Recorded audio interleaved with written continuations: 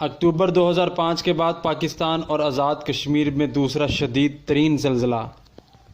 UNP کے مطابق زلزلے سے آزاد کشمیر کے ضلع میرپور میں زیادہ تباہی ہوئی۔ ابتدائی طور پر 2 خواتین اور 1 بچی سمیت 19 افراد جاں بحق اور 300 سے زائد کے زخمی ہونے کی اطلاعات ہیں۔ جہلم اور گجرات میں بھی کئی افراد عمارتیں گرنے سے زخمی ہوئے ہیں۔ میرپور میں سڑکیں پھٹنے کی وجہ سے گاڑیاں زمین میں دھنس گئیں۔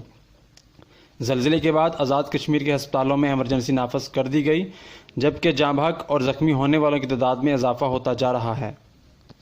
UNP کے مطابق زلزلہ آج 4:02 پر آیا، جس کی شدت ریکٹر اسکیل پر 5.8 ریکارڈ کی گئی۔ زلزلے کا مرکز جہلم سے 5 کلومیٹر شمال کی طرف تھا، جبکہ گہرائی زیر زمین 9 کلومیٹر تھی۔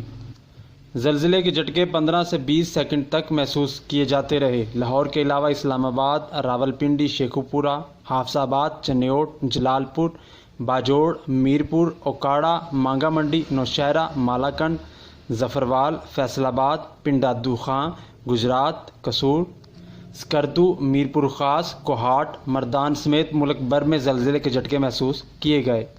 زلزلہ آتے ہی عوام کی بڑی تعداد خوف کے مارے کلمہ طیبہ کا ورد کرتے ہوئے گھروں اور اپنے دفتروں سے باہر نکل آئی۔ زلزلے کے فوری بعد پاک فوج کی جانب سے امدادی کارروائیوں کا